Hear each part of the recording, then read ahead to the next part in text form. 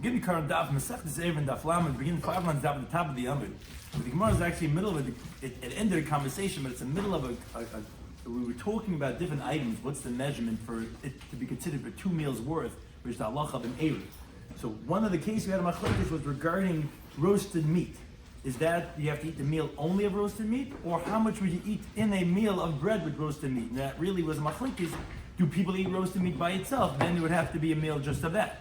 So on that, Rabbi Yisrael wanted to bring a raya because the Persians eat meat by itself. So Abaye said, what, the Persians, the majority of the world? What do you mean? We don't go based on that. Everyone goes independently, like we find by the halachas of Tumah, the beggar of the Aniyim is going to be for the Aniyim. And if you're going to say that, oh, maybe we go stringently, and over here we would also go stringently, but that, what I mean, we see by Rabbi Shloimy Schwartzberg that we don't go stringently by the laws of Eruvin. We find by the person that says a glutton, his meal goes like everybody else. In other words, we don't go stringently on the person, and therefore you see that it's not necessarily correct the way Rabbi Yosef had said that he wanted to prove that you can go based on the Persians that they eat meal of meat itself, of roasted meat, that you would have to eat roasted meat. And that's why our Gemara is going to continue. Once we introduce Rabbi Shloimy Schwartzberg, the Gemara is going to ask a secondary question on Rabbi Shloimy Schwartzberg. Hashish corresponds to Kazakh in Cheskel to anytime Daf Chaim. Thank you everyone who's joining us for today's Daf.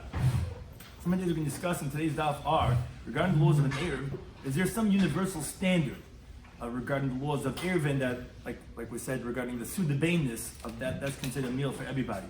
What's the halacha regarding making an Eruv with wine for a nazir, regarding that a nazir is forbidden with wine, an Eruv with truma for Yisrael, and Eruv with food on Yom Kippur, which all these run into different problems that regarding the person himself, he's not able to eat it, but maybe because it's considered general food that it would be permitted to make an Eruv with that. Then we can discuss regarding the Dharm or Shavuos. If someone makes an oath or a vow that he's not going to eat this food, does that disqualify certain foods from being used as an Eruv? Additionally, can a kohen place an Eruv in a Beis HaPras, which is rabbinically tummy, and what about a Beis HaKvaros? It's actually tummy mid'oraisa. Some of the key terms and concepts we can discuss are what's called safe tumah latzes. In the laws of tumah, the halacha is that the opening that the mess is in the house is going to come out from, that we consider that entryway as tummy. And then we can discuss regarding, let's say we don't know which doorway it's going to come out of, that which one becomes tummy. The halacha of ima arvin be'ekdesh is that we cannot make an Eruv with something that's hektish because it's forbidden to have enough of it, so it cannot be considered as your Shabbos residence because of your food. And finally, regarding oil zarek, we have machlokes tanoim if a moving oil is considered as a oil.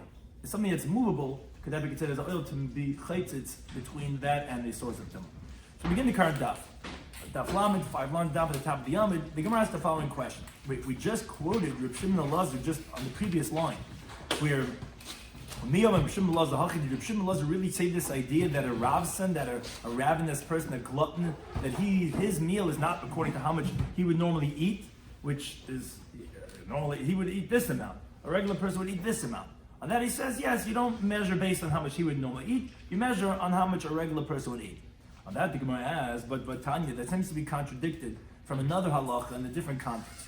Rabbi Shloimy Schwartzberg, the same Rabbi Shloimy Schwartzberg, he says, Oig Melech HaBashan, Oig, the giant, the king of Bashan, Pischai, his opening, regarding to save the other openings of a house with a dead person inside of it, is kimalui, is like how big he is. In other words, if there's no opening that's fit for him, it's a little bit complicated actually what I'm about to say. The halacha is that it's only going to be something that he fits through. Now, let's say there is no opening because he's huge. No, the house that he dies in is not going to have an opening as big as him. So the halacha then becomes is that any hole in the house that's the size of a fist is already going to be tummy. Because we don't know which house, which doorway is going to come out of, so we have to suspect all of them. That's how the halacha of tumah is. If we know it's going to come out from, say tumah latzis, we know where the tumah is going to come out from, that's the opening that it's going to come out from, that's considered the Pesach as become tummy. And all the other Pesachim are not going to become tummy. For Oig Melech HaBashan, which one is it going to come out from? Is the one that's huge, that's his size. If we don't have his size, so then there's no opening that's what's called chazile that's fit him. So now we don't know. And all the openings have to be considered as tummy because we don't have the one that's clearly defined except tumah latzis. It's a little complicated. We're bringing the laws of tumah, but basically the question that we're trying to ask is that halacha is customized to a person's size, kimelua, based on him. If not, you don't have this chazile. So doesn't that contradict what he says over here by the laws of Eruv? You tell me Eruv doesn't go customized, it goes based on the regular person. That's how much it is suited for Eruv. How come over here by the laws of tumah do you say it's kimelua? It's the same with Shimon Elazar. That's the Gemara's question. Says the Gemara, Babaya, and he says that Hasam Heichelev. What are you going to do over there by Oig in regards to the laws of Tumah? Hadoime Nahadme? What are you going to cut him up into limbs of an Afki and take him out that way? In other words, by the laws of Seif Tamalotzes, it's based on practically removing the body. It's only possible through a large doorway. By Erev, it's defined by the normal amount for the average person. So therefore, it's a different halacha. Yeah, by Erev, we go based on the regular person, but here it's a technical thing by the laws of Tumah. He comes out only what he as big as he is, and therefore we're going to go based on him. If you don't, then we don't have a Seif Tamalotzes. We're going to cut him up into pieces and take him out. We're not going to. And therefore, you don't have an opening that fits for him, and therefore, you're going to go and say that all openings are going to be tummy because you don't have a clearly defined doorway. Now, the following question. Do the Rabbanan disagree on him regarding the laws of mess? By a house, what? Yeah, this is like the fake the shaylim. Do what you did last time. Yeah, how'd you get in? How'd you get out? So the Gemara says that this halacha of Shimon Elazar regarding a mess by a house. He said it's totally in how big the person is. Says if you have to have kimiloi, how big he is. Do the Rabbanan disagree with him or not? Says Gemara Tashma, it's being a raya.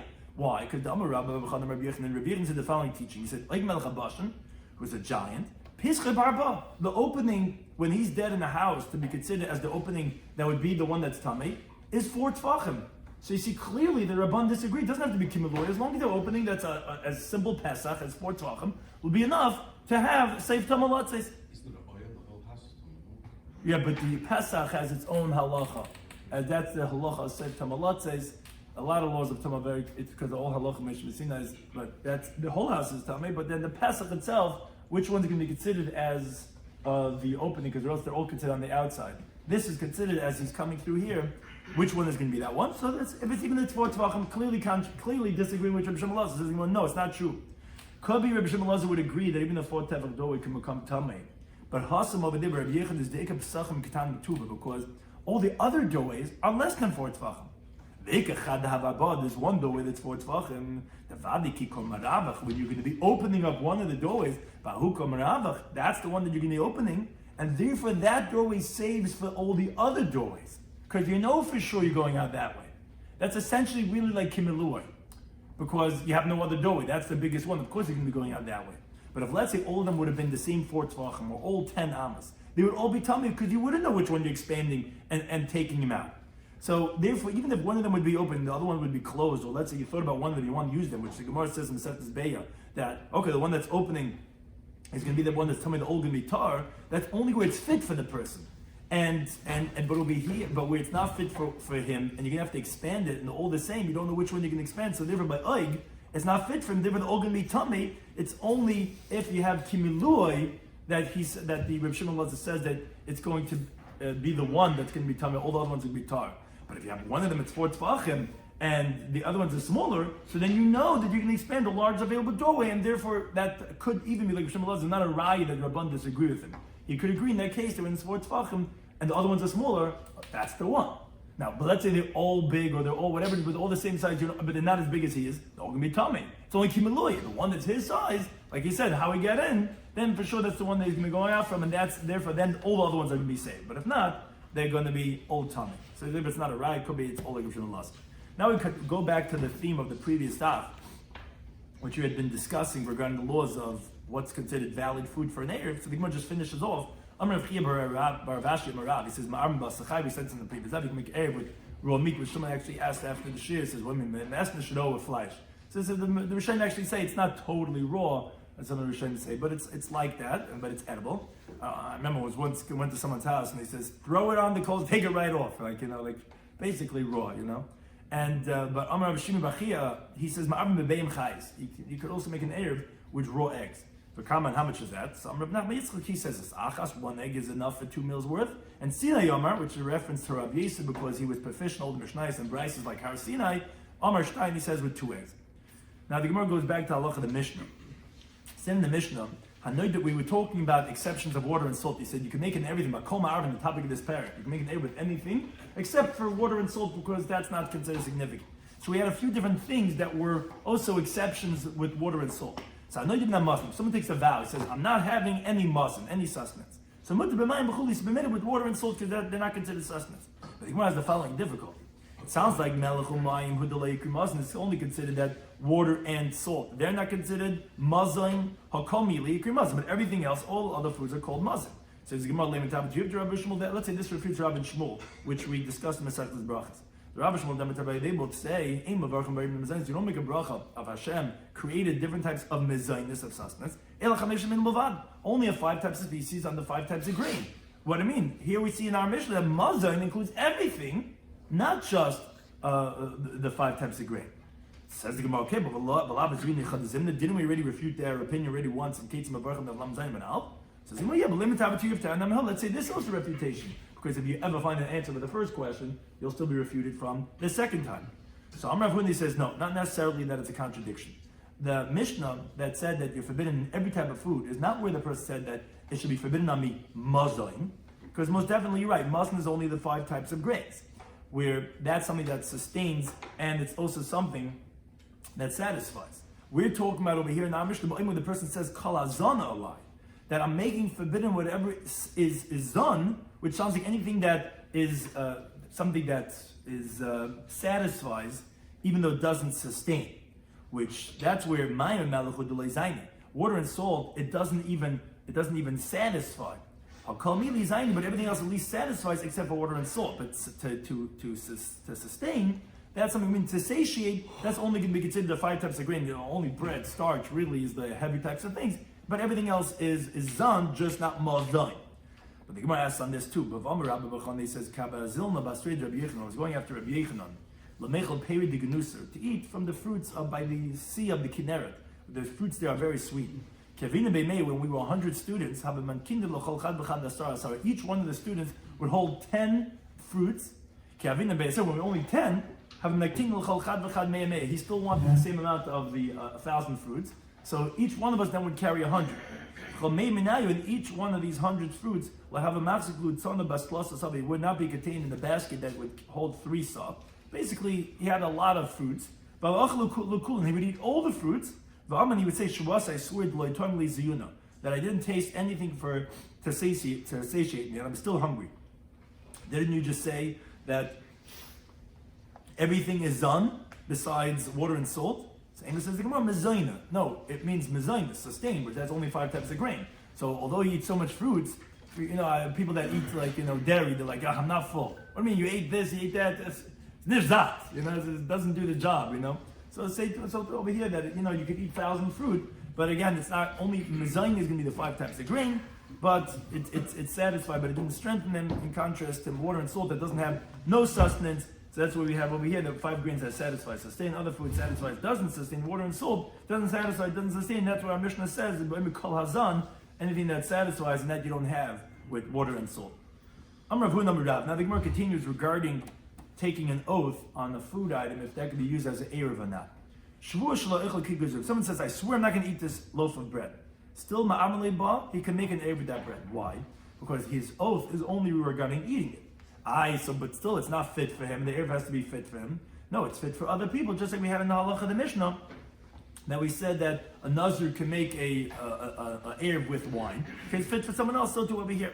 But let's say it says kikar zu'alai. Let's say it says that this loaf of bread is on me, which that sounds like all types of benefit from this loaf is on the person. Then you're not going to go ahead and make an eruv with that. Now, the Gemara says Meisvah. The Gemara asks on this teaching of Rav Huna from the following brisa. If you take a vow from a loaf of bread, you're allowed to go ahead and make an eruv with it. Says the Gemara, my love, the Amar Lai. Isn't it that the person said it's on me? And from there we see that a person does not make it forbidden although he's taking a neder, but he only does it what's called ikar hana'asa. The primary benefit is generally regarding eating, and that's what he's taking the vow. And since it's only for eating, so good, but you can still have benefit from it, which you could use in the air with it. And the fact that you can't eat it, we said it's not a problem because someone else could eat it, and that's just like the lacham naz b'yayin. Or another interpretation that some Rashis bring down in a different girsa, and Rashi brings down later also, is that mitzvah lav lahamis. Essentially, an eruv is generally for a mitzvah purpose to go further, and since it's for a mitzvah, mitzvahs are not considered lahanis. So therefore, it's not a problem about you're not allowed to have hana from that food because not having hana, mitzvah is not considered as having hana. And therefore, that would be the two different interpretations. But one thing is, it seems to contradict Rav Huna. Rav Huna said that you can only do it by when you say shvush lo'echel kigazu. When you say a lie, then it's going to be forbidden. Says Gemara, it's not the case of the Brisa. The case of the Brisa says if you're taking a vow from the kikar, you can make it erev. It's the Amar Zu, where he says that this, basically saying, I swear that I'm not going to eat this loaf of bread, that's the case of the Brisa says is going to be permitted to make an erev. And says Gemara, it's logical like the way Rav Huna is answering. Because the Ketani Sefer, the Sefer said, Emasai, when did we say you can make an erev even though you took a vow from the kikar? He says, I swear I'm not going to taste from it. But it sounds like, Aval Amar Alai Mai, but what are you going to say? But if he says it's on me, so that, then yes, you wouldn't be making air with it. And that says the Gemara, if that's the case, then Adatani, instead of the Brisa continuing and saying, but if you say kikazu hektish, you say that this loaf is going to be hektish. Then you're not making air with it. Why? Because you cannot make an air with something that's hektish, because hektish is most definitely forbidden, and all types of benefits. It's not fit for any single person. What do you mean? Why didn't you make a differentiation in the case, as the Gemara always asks this question, in the case that you were discussing up until now, even in the loaf of chulin, you could still tell me a case that would be forbidden. And you could have said, but when we say this, you can make it air with the damazu. He says, I swear I'm not going to eat this. But if you say it's on me, I'm not making air with it. So that seems to be difficult. And Rav Huna, the way he's interpreting the Brisa. First, Rav Huna would tell you, wait, Elamai, so what do you want to say? Even if the person says it's on me, then you can make an error because like you're trying, like we interpreted before, it's because even when it says a lie, it's only regarding eating, which is the primary benefit, but regarding, let's say, the benefit of an Eruv, you're allowed to do with it, but then Kasha Reisha. And we said the Reisha is difficult because the Reisha said, Amasai, when did we say it's permitted, is Bizman Shabbat, when he says Shvush Lai Tamen, when he swears I'm not going to eat from it, which sounds like, but if he says a lie, then he's not allowed to. So on that sense, Gemara actually, no, that proof of Rav Huna is not difficult to try to explain why the Brisa would sound like him. Because, no, we could say Chesur Mechsur, the word's missing from the Brisa. This is what the Brisa is saying. Hanoidim Nekikar, someone takes a vow from a loaf of bread, you can make an A with it, Va'afila Amar, these are the words I'm missing. Va'afila Amar Alai. And even though he says it's on me, why? Nasikit Oima, these are the words I'm missing. It's like as if he said, Shvush Lai Temena, I swear I'm not going to eat it. Why? Why is it like he said that? Because Rashi explains, a person does not entertain to make something forbidden more than what it's normally used for. What's the derech hana'ah? So what's it usually used for? A loaf of bread. A loaf of bread used for eating. When he says, I'm taking an oath on myself, a vow, it's regarding the normal usage, which is eating, and that you're ready not going to eat. But that's okay. A nazir can make a air with wine, because someone else could use it, and therefore, he's allowed to go ahead and use it. So therefore the Gemara concludes. So, Mikal Makam Kash Rav Huna. So we're back to Dibuk Rav Huna. Because the Brisa does not differentiate to say, in the case of Chulin, to say that, when's it going to be forbidden is regarding a lie, according to Rav Huna, that should have been differentiation. And regarding the Reisha sound like Rav Huna, we said, no, it's not difficult. We could say that that's Tamach Chesur Mechsur. So back to the question, the Brisa seems to sound like, not like Rabbi Eliezer, not like Rav Huna. Says the Gemara, Hu Dama Rabbi Eliezer. It's not difficult, because you're right, this Brisa is not like it. This Brisa seems to say that a lie would be permitted to make a air with it. But who dama Eliezer, the Tanakh in the Brisa, but he says, Shvushal Eichel Kikuzur. Someone says, I swear I'm not going to eat this loaf of bread. But this is the Tanakh. Tanakh says, you can make an air with it. But let's say Kikuzur a lie, then then I'll go ahead and then this Rabbi Eliezer that says that you now make an air with it, so that's clearly like Rav Huna. So therefore, although there is one Tana that seems to agree with Rav Huna, but this other Brisa that Rabbi Eliezer holds like him. The Gemara then asks, did Rabbi Eliezer really say this? But the time in the Brisa called this is the rule. If Adam Eiser Atzmei Ba'eichel, it's interesting the way the wording is, the way Rashi explains it. If let's say someone makes himself forbidden on the food item, meaning he suspends he makes a contingent, the vow, in the action that he himself is going to do. What's the action he's going to do? Which is eating. And that's how he makes it forbidden on him. So then you can make an Eruv with that loaf of bread, because again, the benefit of the Eruv is passive. He's not doing it. It's just that he has that loaf of bread to be as an Eruv. So therefore then you can make an Eruv with it. But let's say but let's say it's a food item that's forbidden on the person. In other words, if he says, this loaf of bread is going to be forbidden on me, or I swear I'm not going to have any benefit from this loaf of bread, where now the Isser that he has in this loaf of bread is not dependent on the action that he's going to do. It's just even a passive benefit. Then Eimar like bus. If it says the Tanakama, then he cannot make an air with it because he can't have any benefit from it. Rabbi Eliezer, he disagrees. Says no, kikers who alive. Let's say someone says this loaf of bread is on me. He could make an air with it, and this is where Rashi says that other svara, because the Gemara says later on the V'lam Alf and Alf that generally an air is only for dvar mitzvah, and mitzvah is lav lahanis nidnu. Mitzvah not given for any. It's not considered you're having benefit, and Hashem commanding you to do it.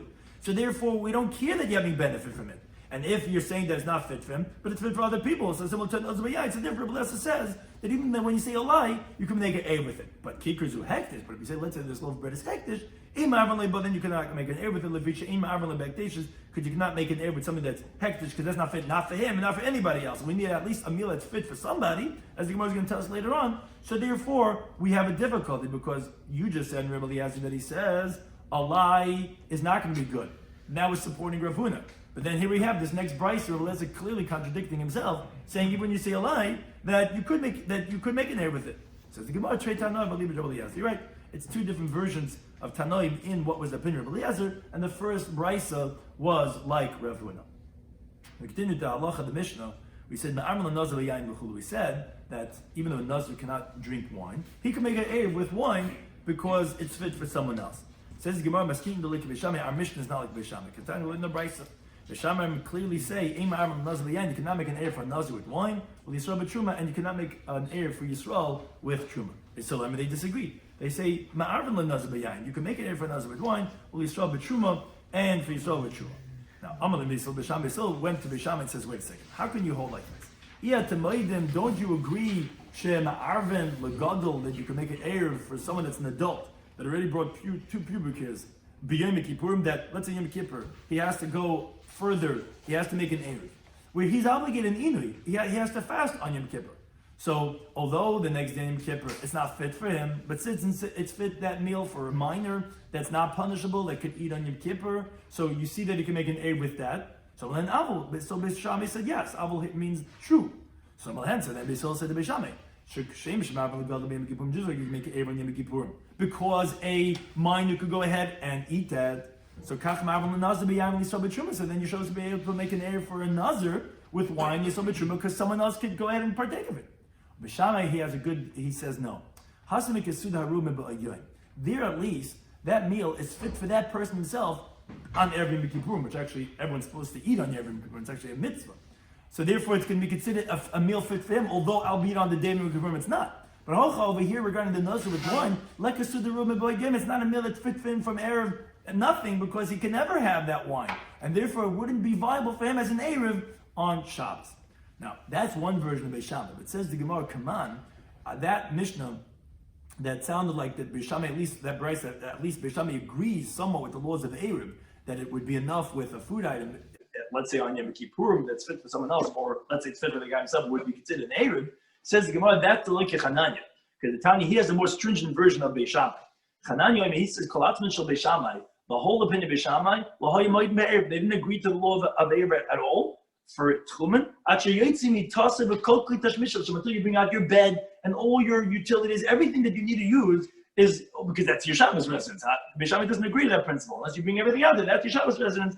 And therefore, that's obviously not like this first version of Beis Shammai that agreed, at least if it's food that's fit for him, not like they still wanted to say, Lord, is fit for someone else. That's two different versions of Beis Shammai. To which the Gemara says, so according to whom is going this following brisa. It says, let's say the man was wearing black clothing when he went to sit at the end of 2000 Amos until he acquired his Shabbos residence, because he was Diba Ben Nishmashes, which then is where you acquire your Shabbos residence, and then he went back Friday night to eat the meal where his regular house is. That on Shabbos, when he wants to go out past that he can't go out with white clothing. Or let's say he made the A with white clothing. He cannot go out with black clothing. Come on, who's that like? It says Chanani. He believes it's called like the most stringent interpretation of Chanani according to Beis Shammai, where it's got to be exactly as you made your shvisa. Which however, has a difficulty. But okay, the shchar you can't go out with black clothing. But if you made it with white and you go out with white clothing, how would that even help? But he said it's only until you take out your bed and all your different night table and everything all that you have. It sounds like if you don't take that all out, that's not an Erev for himself, even with the clothing that he's making. So how does it help that he can even go with the clothing that he made it? Says, no, you're a hachim. This is what the Bryce is saying. Let's say he made the A with white clothing, and he needed black clothing. Then you cannot even go out with the white clothing. Come on, who's that like? It says, you got to have everything you need for Shabbos your bed and your clothing, whatever the tie you're wearing Shabbos, everything's got to be out there according to the Shabbat. And that's what the Rashi means to say. That's like the more stringent interpretation of Hananya. Now, we go back to Allah of the Mishnah, that Sumchas Ayim, he disagrees with one of the halachas. Sumchas Ayim, he says, he disagrees on one of the two halachas. He says that specifically, B'chulin, regarding Yisrael, he cannot make the Erev with Truma. It's got to be with Chulin. So the Gemara makes the following deal. It says, wait a second. Ve'ila nazar b'yayin, but regarding the other, there's two halachas that we mentioned in the Mishnah. We said that a nazar can make an Erev with wine, even though it's not fit for him, and the Yisrael can make an Erev with Truma, even though it's not fit for him. And one of the two halachas, Simcha said, Yisrael can only make with Chulin. With ve'ila nazar b'yayin, but regarding nazar with yayin, loipal, like he doesn't disagree. So my time, what would be the difference between Nazar and Yain? It's a good question to ask yourself right now. What would be the difference between Nazar and Yain and Yisrael by Truma? Both of them seem to be the same thing. So no, actually the Mitchell is on Niziruse. So he says, actually the Mitchell on Niziruse. He says that you could ask, you could be shoyl on your Naziris. A Naziris is a neder. You go to the Chacham, he'll be matter the neder, and then wine will be fit for him. So therefore it is considered a Sud Haroy, like, because you could be shoyl on your neder. Says Gemara, if that's the case, then I can tell you the other case too. Truma Nami, Esher the Mitchell Levei. What do you mean? Your truma that you made, you could go ahead and also undo it because it's a hektish, essentially a truma. So you could go to the Chacham and say, I have regret, I didn't intend that. And the Mishnah teaches Masechtas Nazar, hektish tois in a hektish. So you could undo your truma too. So why couldn't that be also considered a davar ra? Says Gemara, no, Mitchell Allah, you have to go the next step. If you're going to ask regarding the truma, hadul tivla. That means to say that everything is untied produce. And devil itself is not fit. So the Gemara says, okay, what's the devil with devil? But then you could separate truma from somewhere else, meaning after you shoyl on the truma, and then it comes back tevel by bein hashmashas when the Erev has to acquire. Then you could say that the produce I have in my house should be truma for this, and it comes out that you would have a rectification where it could be fit. So then you're back to the question. So the Gemara, no, an upstanding Jew is not suspect to take a truma not near the vessel of what you're trying to take truma on. It has to be from right where it is, and therefore it wouldn't help what you have in your house. So okay, says come on, so why don't you go ahead and do it where it is right where you are in the thing itself. Take from the thing itself.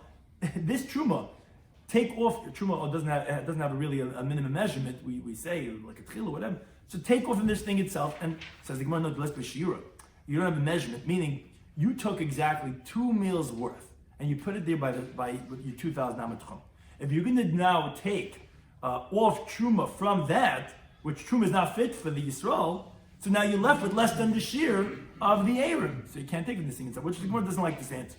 My pascha, what type of an answer is that? Like what the Tana would clearly define that a person's going to make his Erev exactly 2 meals worth. That he would tell you a halacha that you cannot make an Erev with truma because if you would undo the truma and make it back tevel and then you would take truma from that, you wouldn't have left over because you wouldn't have exactly 2 meals worth. Is that exactly the case? I mean, so the Gemara says, the Gemara has another approach. It says the reason why it's not going to help to be shoyl on the truma is because sumchas sabla krabana. This sumchas who's saying that obviously it has to be fit for the person and is not enough if it's fit for someone else, but yet still he only disagrees regarding the Yisrael b'truma and not the nazar b'yayin, is because he holds like Drabanan to disagree with Rabbi later on in the Lamadalma base. Damri that they say kol davashum mishum shvus, anything that's rabbinically forbidden, gazul ben neshmashas, they did decree that it's forbidden to be done by twilight, just like Shabbos itself. Now, going ahead and taking off truma is rabbinically forbidden. So since initially there's no rectification, you can have to, and you want to say that if it would be fit for him that time, that he could be shoyl and then it'll go back to the tevel. The problem is then he's gonna he's gonna have to say the truma is on this part and my sarishan is over there. That he's not able to do because it's rabbinically forbidden to do that, and that's even forbidden bein hashmashas. And therefore, the moment that he's going to acquire the Eruv is going to be a moment that he's going to be oiva on the shvus, and therefore he's not going to be able to do that because he's fixing it bein hashmashas. So again, that's how we understand regarding sumchas that he said that he agrees by nazar, by Eruv, by wine, he can be shoyl and annul the status as another, and then he's permitted with it. The problem over here, he can't annul the status of Truma ben Nashmashas because, yeah, he could do that, but then it would revert back to Tevel, and then he can't separate Truma and Ma'aser on Shabbos because they're biblically forbidden, and therefore that's the difference between those two cases. Although both could be shoyl on, but it's only going to help by that of Nazar, but not of Yisrael. Now says the Gemara, Kaman Azahad Etnan, according to whom is it going like this? Mishnah says this Kalim, that Yesh Amru, there are certain things that they said that the measurement is Hakolafi Mashahu Adam. everything based on the person itself, meaning you don't have a uniform measurement for everyone. It goes on the person. Mulay come to mincha, you have the handful of flour that you take by a fistful that the kohen said you burn on the mizbeach. It goes on the person, the kohen, whoever's taking the kemitza. There's no set measurement. It's his fistful. Umalei chafna of ketayros, and the 2 handfuls of ketayros that the kohen gadol takes on Yom Kippurim. Someone drinks a cheekful of a beverage on Yom Kippurim. And the 2 meals worth of an eruv, that each one of these goes on based on the person himself. It's no uniform measurement.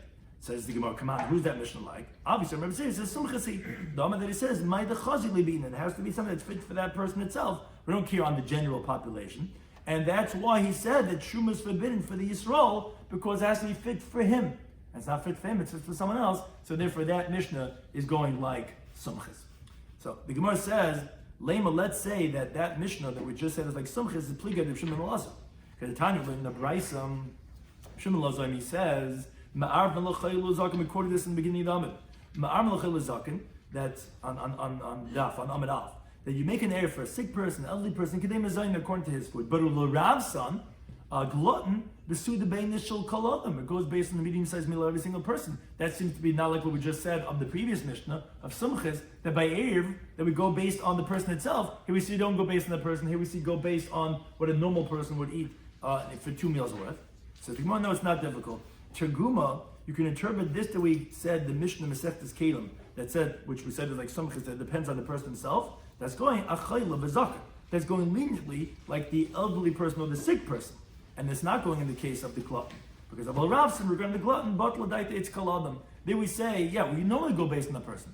But he say, and people ask, when do we say this, when do we not? But we say that, yeah, we're nullifying his intention regarding all other people, and their sumchas would agree that, although we normally go according to the person's need, but not when it's based on a totally random guy who's totally the exception, then we wouldn't say go based on the person, and then we go based on the sud beinis shel kol adam.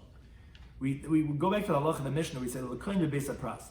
We said a koyin could put his erev in the beis pras, where although it's a rabbinically forbidden area, still you're allowed to put it, which that's difficult on sumchas, who he had said it has to be something that's fit for. Like Taisa explained, you have to have the erev where the person can get to. So how could you say that you could put the koyin's erev in the beis pras? So it says the Gemara, because the Amr B'Yehuda Mishmol says minapech on the beis pras b'haylach. A person could blow as he's walking in this beis pras. What's a beis pras? It's a field that there was a grave that got plowed over. Now the whole area, you haven't doubt, maybe there's bones of the dead person. Now bones without flesh does not contaminate by oil, which means by leaning over. The only problem might be is if you're going to cause it to move. Now, when you're blowing it before you're walking with your feet, if there's a large bone, first of all, you're going to see it. If it's a small bone, it's going to be moved when you're blowing, and you're not going to move it with your foot, and therefore you're not going to become tummy. So therefore, technically, a kohen could go in there, and therefore it's considered huve ruba b'mokem echad, and therefore it's going to be a valid erev even for a kohen. Parenthetically, Rabbi Yehuda bar Ami b'shmei Rabbi Yehuda, he says, beis pras shenidosh. If you have this beis pras which got stepped on by people for a long period of time, satar, then it's already purified because all the bones that were there were already pulverized and already got less than the size of a barley corn, and that's the minimum size for the bone to contaminate a person. Therefore, that would also be a permitted place of the beis pras for the kohen to walk through and to go ahead and have his erev over there. Then the Mishnah said, he says, he said even the bigger chiddush says the kohen can even have his erev in the cemetery. Now, how's that possible? He can't get into a cemetery. How can he have his erev over there? It has to be in the place where he can get his erev. As we'll discuss in later dafim, it has to be in the same place that you're going to be. So he could create a mechitza between him and the graves, and he could be in that area. He can go in the carriage, a box, in a closet, as the Gemara explains. Kasaver, the town of our Mishnah, which was just explained, the Brisa holds oil zarik, an oil, enclosed area that could be moved. Shmei oil is considered an oil, and therefore it's interposition. It's a chatzitza between him and the tama, so he could be there in that area and not become tama. Says Gemara, but plug down to no, it's the same machlekes tanam that we find elsewhere. Tanya Luna Brisa. Hanechnes la'eretz ha'am. If someone goes into the area of the out of Eretz Yisrael, where the area over there is v'tama ba'oil, because we're concerned that they bury the dead all over the place, and then you can be over a dead person. So a person could go in over there b'shida with a wagon that women usually go in, which is a wagon made like a box, with a teva or a regular box, or a migdal, which is a closet. which and if someone goes in over there, so Rebbe says that the person is going to become tamei. Yehuda Matari says the person can be tar. So what are they disagreeing about? Marasab Rebbe holds that if they hold you're going to be tamei because oil zarek lavish may oil. A movable oil is not considered oil, and if it's not an oil, so it's not going to be a chatzitza. Umarasab Rebbe Yehuda holds that you're going to be tar because oil zarek shmei oil. A movable oil is considered as an oil, and therefore it's going to be chatzitza, which Rashi explains. We're talking about that it's very big, that it contains 40 saw by something that would be liquid, which would be kurayim, which is 60 saw if it's would be solids, because if it's small, then it's actually considered as a kli. And the kli is makabel tumah, and it's not going to be chatzitza. But since it's considered as an oil, and even though it's zarek, it moves, Taisa says, but it can't be moving right now, but even if it moves, it would be considered as a chatzitza. Now the Rabbanah, the Mishnah, that they hold that you can't put in basic kvaros, only Rabbi Hudu says that, they hold like Rabbi that oil zarek is lav oil and therefore it's not going to be a valid chatzitza. But both according to Rabbi Huda and Rabbanan, they both hold like sumchis, the way Rashi learns it, is because it has to be something that's fit for that person to eat it at that time. So you have to be able to get in over there. If you don't hold like sumchis, then it's okay. It's roy la'achar, the way Rashi understands it, because like a nazir can make with wine. So whoever they can make it with, and Yisrael can make with truma, even though it's not fit for him, it's fit for someone else. So they can't get in, who cares, but it's fit for someone else.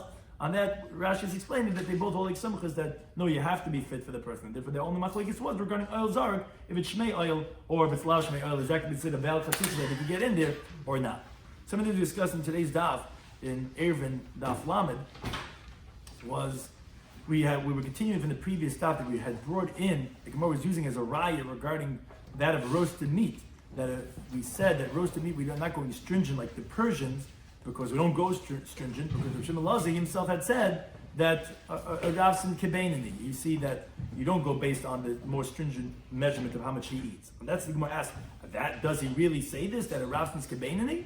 Meaning to say that we generalize and we don't go necessarily based on the person himself, but we say by the laws of Tumah that Oig Melech HaBashan, that the opening is only Kimelu'ai, however big he is. We don't go based on the regular person. So we see we don't generalize. So the Gemara says, no, for Tumah there's a very practical reason over there, is because what are you going to cut them up and chop them up into small pieces? It has to be based on what we call Seif Tumalotzes, is that we know where it's going to be. And that's going to be only where it's so big that he's going to come out. And therefore, it's not a difficulty regarding the law that he says regarding Erev. But the Gemara then says it's not a raya that Rabbanan disagree on Rabbi Shimon Lazar, because although we have a teaching that says the opening even for Oig is with 4 tfachim, so you see it doesn't have to be Kimeluai. No, because there Rabbi Shimon Lazar would agree. There we're talking about that all the other entryways are smaller. There's only one that's 4 tfachim. And therefore, that's the one we know that you're going to extend and open up. Even Rabbi Shimon Lazar would agree that Oig Melech HaBashan is going to make that one tamei, not all the other ones, because that's essentially Kimeluai. If one's Kimeluai, that we know for sure it's going out. But if all the other ones are small, if they're all the same size, they could all be 10 amas, 20 amas, but he's still bigger than that, they're all going to be tamei. Here, when one of them is 4 amas, they're all smaller, 4 tvachim, then that's the one that Rabbi Shimon Lazar agreed, that's the one that's going to become tamei. Then we went back to halachas of what's regarding other food items, and you can make an erev with raw meat and with raw eggs. We had a machlekes if it's 1 egg or 2 eggs. Then we went back to halacha the Mishnah, because we were talking about exceptions of water and salt. So if someone takes a neder from mazon, he said then he's forbidden all types of food, but he's permitted to have water and salt. But what do you mean? That sounds like, but everything else is called mazon? But, says the Gemara, that should seemingly be a refutation of Rabbi Shmuel, because Rabbi Shmuel says that only the 5 types of grain are considered mazon, and here you see that all other foods are considered mazon besides water and salt. No, our Mishnah is talking about kal hazan, anything that gives somewhat of a sustenance. But regarding satiation, that's only going to be the 5 types of grain. It doesn't refute Rabbi Shmuel from here. Water or salt doesn't have either one of those 2 criteria. All other foods have one of them, and the 5 types of grain is considered mazon. Then we said, let's say someone takes an oath that I'm not going to eat this loaf of bread. So then you can make an erev, because even though you're not eating, but it's still, you could have benefit from it. Well, let's say it says kikar zu alai, and this is what Rav Hun is teaching. So then we actually ends up being a machlekes tanoim, and actually even Reb Lazar itself, we have 2 different versions in Reb Eliezer, if that's going to be forbidden or not, which we had said the logics. On the one hand, you'll say it's forbidden because he's saying all types of no. On the other hand, you'll say that no, even though he says kikar zu alai, it's the derech hana. The derech hana is for eating, and that's what's making forbidden, but the erev would be able to. Or mitzvahs lav lahanis nitnu, and therefore, even though he's saying a lie, you could still make an erev out of that loaf of bread that you said a lie. And then everyone agrees that you cannot make an Erev with hektish because that's not fit for anybody, that's not fit for you, not for anyone, therefore you cannot make an Erev with hektish. Then we went back to halacha in the Mishnah, we said that you can make an Erev for a nazir with wine, and that says the Gemara, that's not like Bishamai. And what do you mean, but doesn't Bishamai agree that a gadol could go ahead and make an Erev in Yom Kippurim because it's fit for a minor, so then why can a nazir make it with wine that's fit for someone else? It says no. By a gadol for Yom Kippurim, it's at least a sudaru me'ba'agai.